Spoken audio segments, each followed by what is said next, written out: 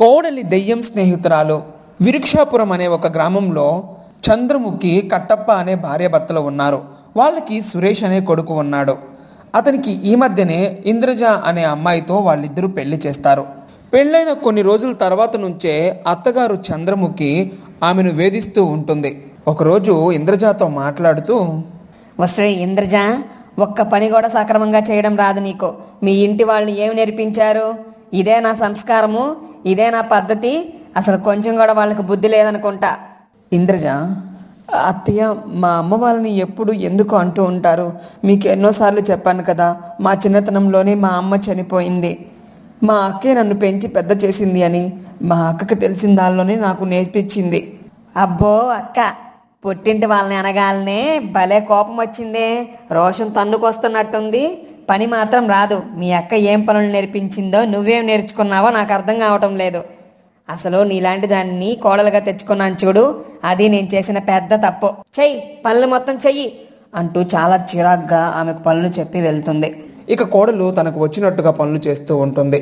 ఇక భోజనం విషయంలోకి వచ్చినా కూడా అదే తంతు. భోజనం బాగాలేదు అని అత్తగారు ఎప్పుడు తిడుతూ ఉంటారు. అది గమనించిన కట్టప్ప, ఒసేయ్ చంద్రముఖి, ఎందుకే కోడల్ని అట్లా తిడతా ఉంటావు? తనకు పనులు రాకపోతే నువ్వు నేర్పించచ్చు కదా. వంట రాదు, నువ్వు నేర్పించు. ఆ మాటలు వినగానే చంద్రముఖికి బాగా కోపం వచ్చి, మీరు నోరు మూసుకొని ఉంటారా? మీకు అసలు ఏమీ తెలియదు. పనులనేవి మనం నేర్పిస్తే రావు, వాటంతటికి అవే చేస్తే వస్తాయి. నేను నేర్పించేదేంది? ఉచిత సలహాలు ఇవ్వకుండా పెట్టింది తిని వెళ్ళండి. కట్టప్ప కూడా ఆమెకు ఎదురు మాట్లాడలేక అక్కడి నుంచి వెళ్ళిపోతాడు. అలా రోజులు గడుస్తూ ఉంటుంది.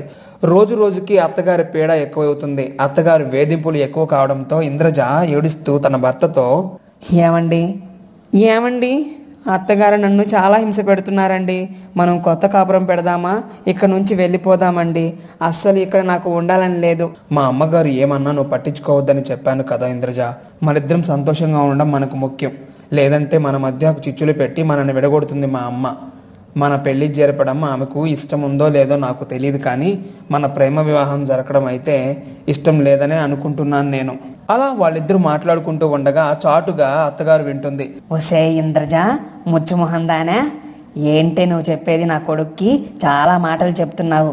రేపు నీ పని చెప్తా నాగు అని అక్కడి నుంచి వెళ్ళిపోతుంది. ఆ రోజు గడిచిపోతుంది. ఆ మరుసటి రోజు ఉదయం ఇంట్లో ఎవరు ఉండరు. ఇంద్రజ మరియు అత్తగారు మాత్రమే ఉంటారు.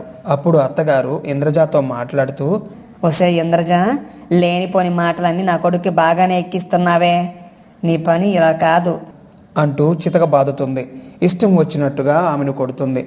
ఆమె చాలా బాధపడు, అత్తయ్య దయచేసి నన్ను కొట్టకండి అత్తయ్య, దయచేసి నన్ను కొట్టకండి అత్తయ్య అంటూ కేకలు వేస్తుంది. అయినప్పటికీ ఆమె అస్సలు వినదు. ఆ రోజు మొత్తం ఆమె ఏడుస్తూనే ఉండిపోతుంది. దెయ్యం చెప్పినట్టుగానే ఇంద్రజ ఇంటికి వెళ్తుంది. తను ఇంటికి వెళ్ళేసరికి అత్తమామలిద్దరూ చాలా కంగారు పడుతూ ఉంటారు. ఇంతలో ఇంద్రజ రావడం చూసి అత్తగారు, ఒసై దిక్కుమాలిందానా, ఎక్కడికి సచ్చావే? ఇంతసేపు ఎక్కడ తిరిగి వస్తున్నావు? ఆ మాటలకి ఇంద్రజకి ఏం చెప్పాలో అర్థం కాదు. తను చాలా అమాయకంగా చూస్తూ ఉంటుంది. అత్తగారు, ఏంటి ఏం మాట్లాడకుండా అలా ఉన్నావు? మొద్దులాగా బెల్లం కొట్టిన రాయిలాగా నిలబడితే సమాధానం చెప్పవేంటి? అందుకు ఇంద్రజ చాలా కంగారు పడుతూ, అత్తయ్య అదేంటంటే అని ఏదో చెప్పబోతుండగా దాన్నంతా గమనించిన దెయ్యం, అయ్యో, ఈ ఇంద్రజకి ఎంత చెప్పినా కూడా బుద్ధి రాలేదనుకుంటా. ఇక ఈమె వల్ల కాదు, నేనే రంగంలోకి దిగాలి అని అనుకొని తన శరీరంలోకి ప్రవేశిస్తుంది. తన శరీరంలోకి ప్రవేశించి అత్తగారితో, ఏంటే ఇందాక నుంచి తెగవాగుతున్నావు? నా ఇష్టం వచ్చినప్పుడు బయటకు వెళ్తాను, నా ఇష్టం వచ్చినప్పుడు లోపలికి వస్తాను. నన్ను అడగడానికి నువ్వెవరు? నా మొగుడే నన్ను ఒక మాట అనడు, నువ్వు మాత్రం చాలా మాటలు అంటున్నావు. ఇదిగో, ఈసారి కనుక నా జోలికి వచ్చావంటే నీ పని అయిపోతుంది అంతే. ఆ మాటలు విన్న చంద్రముఖి చాలా కంగారుగా, వామ్మో వామ్మో, ఏమండి, విన్నారా? దీనికి ఏదో దెయ్యం పట్టినట్టుంది, నన్ను అనరాని మాటలు అంటుంది, అనేసి మాటలు అంటుంది, మీరు వింటున్నారా అని అంటుంది. అతను విన్నట్టు, నాకేం చెప్పొద్దు, మీ అత్తాకోడళ్ళ గొడవలో నన్ను అస్సలు లాగకండి అని అక్కడి నుంచి వెళ్ళిపోతాడు. ఇంద్రజ కోపంగా, చెప్పాను కదా, ఈ రోజు నుంచి అన్నీ మారిపోతాయి. ఇంట్లో చిన్న పని దగ్గర నుంచి పెద్ద పని దాకా నువ్వే చెయ్యాలి. నాకు వచ్చినవన్నీ నేను చేస్తాను, అర్థమైందా? అత్తగారు, ఏంటే అర్థమయ్యేది అని ఒక కర్ర తీసుకుంటుంది. కోడలు కూడా ఒక పెద్ద కర్ర తీసుకొని ఆమెను కొట్టడం మొదలు పెడుతుంది. అత్తగారు వామ్మో వాయో కాపాడండి, నన్ను చంపేస్తుంది కోడలు, వామ్మో వాయో అంటూ కేకలు వేస్తుంది. ఇంద్రజ రూపంలో ఉన్న దెయ్యం ఆమెను కొట్టి, నా జోలికొస్తే ఏమవుతుందో తెలుసు కదా, మర్యాదగా నేను చెప్పినట్టు చేస్తే నువ్వు బ్రతుకుతావు, లేకపోతే తొందరగా పైకి పంపిస్తాను, నీ ఫోటోకి దండ వేసేలాగా చేసుకోకో అని కోపంగా వెళ్ళిపోతుంది. అత్తగారు ఓ అమ్మో దీనికి ఏదో నిజంగానే అయ్యింది అని తన పనిని తను చేసుకుంటూ ఉంటుంది. ఇక ఆ రోజు గడిచిపోతుంది. ఆ మరుసటి రోజు కూడా అదే తంతు. అత్తగారి నోటి నుంచి ఒక్క మాట కూడా ఉండదు.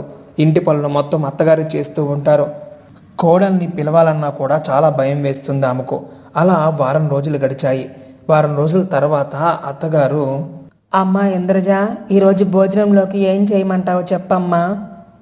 ఇంద్రజ, ఏదో ఒకటి తగలబెట్టు, నువ్వు చేస్తావు కదా ఏదో ఒక పాచిపోయిన వంట, అదే తగలబెట్టు అని అంటుంది. అందుకు అత్తగారు సరే అని అక్కడి నుంచి వెళ్ళిపోతుంది.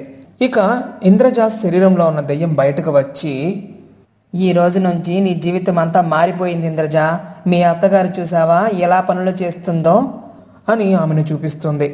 అది చూడంగానే ఇంద్రజ, ఏం చేసావు నువ్వు, ఈ వారం రోజులు నా శరీరంలో నువ్వెందుకున్నావు, అయ్యో జరగరానిది ఏదో జరిగిపోయింది అంటూ చాలా కంగారుగా అత్త దగ్గరకు వెళ్ళిపోయి, అయ్యో అత్తయ్య, నేను మిమ్మల్ని ఏదన్నా ఇబ్బంది పెట్టుంటే నన్ను క్షమించండి, ఇదంతా నేను చేయలేదు అని అంటుంది. ఆ మాటలకి అత్తగారు, ఏంటమ్మా ఇంద్రజ నువ్వు చెప్పేది, ఏం చెప్తున్నావు, నాకేమీ అర్థం కావటం లేదు, నువ్వు నన్ను మళ్ళీ కొడతావా, వద్దు నన్ను కొట్టద్దు, నేను అస్సలు నొప్పి తట్టుకోలేకపోతున్నానమ్మా, నీకేం కావాలంటే అదే నేను చేసి పెడతాను అని అంటుంది. ఆ మాటలు వినగానే ఇంద్రజ చాలా ఆశ్చర్యపోతూ తన మనసులో, మా అత్తగారికి దెయ్యం బాగానే బుద్ధి చెప్పినట్టుంది, ఇదే మంచి అవకాశం, మళ్ళీ మనసు మారిందంటే నన్ను రాచి రంపాన పెడుతుంది అని అక్కడి నుంచి వెళుతుంది.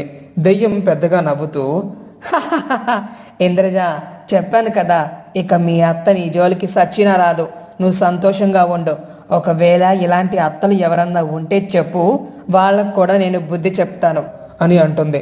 ఆ మాట వినగానే ఇంద్రజ, నువ్వు నా స్నేహితురాలివి అయినందుకు చాలా సంతోషంగా ఉంది మిత్రమా, ఇదిగో నాలాంటి అత్త పక్కింట్లో కూడా ఉంది, అక్కడికి వెళ్ళు, ఆ కోడల్ని ఎలా హింస పెడుతుందో చూస్తే నువ్వే ఆశ్చర్యపోతావు అని అంటుంది. అందుకు దెయ్యం, ఈ రోజు నుంచి నేను అదే పని చేస్తాను, అందరి ఇళ్లలో ఇలాంటి అత్తలు ఎవరైతే ఉన్నారో వాళ్ళందరినీ ఒక ఆట ఆడుకుంటాను అని చెప్పి అక్కడి నుంచి మాయమైపోతుంది. ఆ రోజు నుంచి అత్త కోడలు చాలా సంతోషంగా ఉంటారు. వాళ్ళు అలా ఉండడం వల్ల ఒకరిని ఒకరు అర్థం చేసుకుంటారు. దెయ్యం వాళ్ళిద్దరిని కలిపిందని ఇంద్రజ చాలా సంతోషపడుతుంది. అలా అత్త కోడలు కలిసిమెలిసి ఉండి కలిసిమెలిసి పనులు చేసుకుంటూ సంతోషంగా జీవిస్తారు.